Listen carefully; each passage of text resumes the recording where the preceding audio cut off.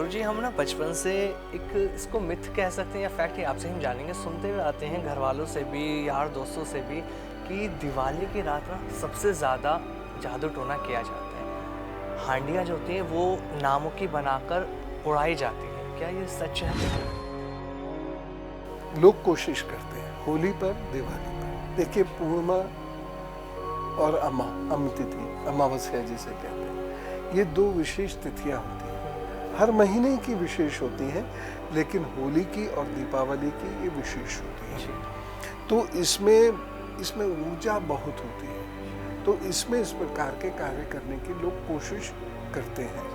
लेकिन ऐसे नुकसान होता हो, आपने ये तो सुना होगा हंडियाँ उड़ाते हैं, लेकिन नुकसान हुआ हो ये नहीं सुना होगा। नहीं, ये सब नहीं होता नहीं है, इम्पैक्ट पड़ता है, जो कर रहा है उसके ऊपर बुरा असर पड़ सकता है। जो भी व्यक्ति ईर्ष्यालु हो, उसमें डहा हो, दूसरे से चिढ़ता हो, दूसरे के प्रति टोने टोटके करता हो, के साथ बहुत बुरा होता है जीवन। इतना बुरा होता है कि अगर मैं बताऊं तो रूह कांप जाए, इतना बुरा। इसलिए मैं सभी लोगों से जो ऐसा करते हैं, मैं हमेशा निवेदन करता हूं, अब बात माने ना माने अलग बात है, कि भैया ये सब मत करो।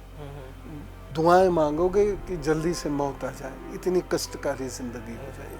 अच्छा, कभी नहीं करना चाहिए। शुरुआत में ना हमने चौराहा दोष की बात करी थी। चौराहे पे हम देखते हैं बहुत से बार लोग या तो नींबू मिर्च रख देते हैं या पूड़ी में हलवा चना हमने रखा हुआ देखा है। अधिकतर लोग डरते हैं, कहते हैं कि भैया नींबू मिर्च पड़ा है, उसके पास से मत निकलना, दूर होकर निकलना, तुम्हारी गाड़ी भी ना चढ़ जाए, वरना दूर जिसके लिए वो करा है वो तुम्हारे ऊपर हो जाएगा। ऐसा होता है नींबू मिर्च से?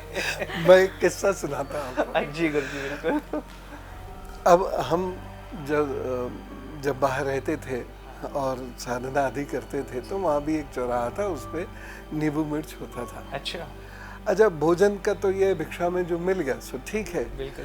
कभी नहीं भी मिलता था, कभी खराब भी मिलता था, कभी बहुत स्वादिष्ट भी मिलता था। तो अब जैसे दाल मिली एक बार, दाल रोटी। अच्छा। रोटी बहुत सख्त हो चुकी थी जी। हाँ। और दाल में थोड़ा नमक वमक कम था, क्या करें। तो मुझे चौराहे पे नींबू मिर्च पड़ी दिखी। अच्छा। गुरुजी अब ये मत कहिएगा आपने धोखे खा लिए। मैंने करा ऐसा। सच में? हाँ। अरे मैं गया, नींबू मिर्च उठा के लाया और नींबू फोड़ा। अच्छा। और दाल में डाला, दाल टेस्टी हो गई, और मिर्च के साथ रोटी, आहा क्या टेस्ट आया। और आपके सामने मुझे डर नहीं लगा करते। कुछ भी नहीं होता, भगवान पे भरोसा होना चाहिए। और ये मैंने कोई एक बार नहीं किया। अच्छा। एक बार कद्दू पड़ा हुआ था, अच्छा, वो भी उठा लाया, 3 दोस्तों ने बना के खिलाया, खाया। फिर दोस्तों ने पूछा कि ये कद्दू कहाँ से आए, तो मैंने बता दिया। उसके बाद भी होश हो गए। तो ये सब जो है हमारे अपनी कल्पनाएं हैं। पपीता फोड़ा खा गया, सुना जाता है। थोड़ा खा गया, जितना मैं खा सका मैंने खा लिया, बाकी गाय को खिला दिया।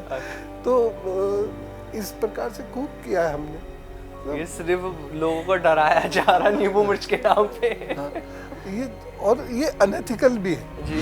ये जो कर रहा है अनैतिक कार्य, वो बच जाएगा क्या? बिल्कुल। देखिए, इस कार्य से किसी का नुकसान नहीं हो रहा, लेकिन वो नहीं बचेगा, क्योंकि वो ईर्ष्या भाव से किसी का बुरा चाह रहा है, सोच समझ कर किसी का बुरा कर रहा है, तो उसके साथ ही बुरा होगा, बाकी किसी के साथ कुछ नहीं।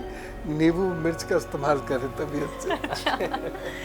गुरुजी, मैं आपसे एक चीज़ पूछना चाहूँगी। जैसे ही हम इस सारी चीज़ों की बात कर रहे हैं, कई बार ऐसा होता है कि हमें कहीं जाना है या हमारा कोई काम हम करने जा रहे हैं, कोई बिजनेस शुरू करने जा रहे हैं, कुछ भी शुरू करने जा रहे हैं, वो बात हमने अपने दोस्तों को बता दी या किसी को भी बता दी, फिर वो बनता बनता काम बिगड़ जाता है।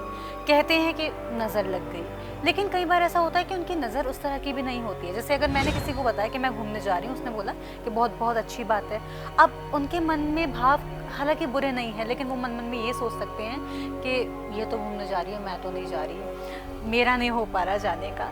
तो क्या ये वाली भावनाएं भी अफेक्ट करती हैं, क्योंकि उनके मन में कुछ ऐसा है तो नहीं? गुरुजी, ये बनते बनते काम भी कैसे बिगड़ते हैं?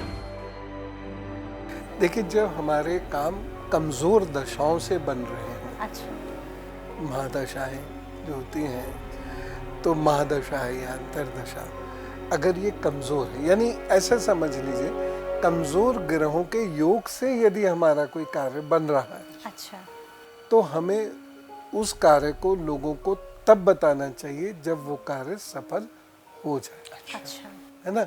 अगर हम उसको बताना शुरू करेंगे तो हमारी अपनी ऊर्जा डाइवर्ट हो जाएगी जी ओके, और वो काम फिर नहीं बनेगा, अच्छा। इसलिए ऐसा कहते हैं। तो किसी को जब भी हमारे माता पिता भी कहते हैं कि पहले से मत बताओ किसी को, बुजुर्ग तो बहुत पर्टिकुलर होते थे, बोले पहले सर्टिफिकेट ले आओ उसके बाद बताना। जी जी जी, तो इन चीज़ों को ध्यान में रखने की ज़रूरत है गुरुजी।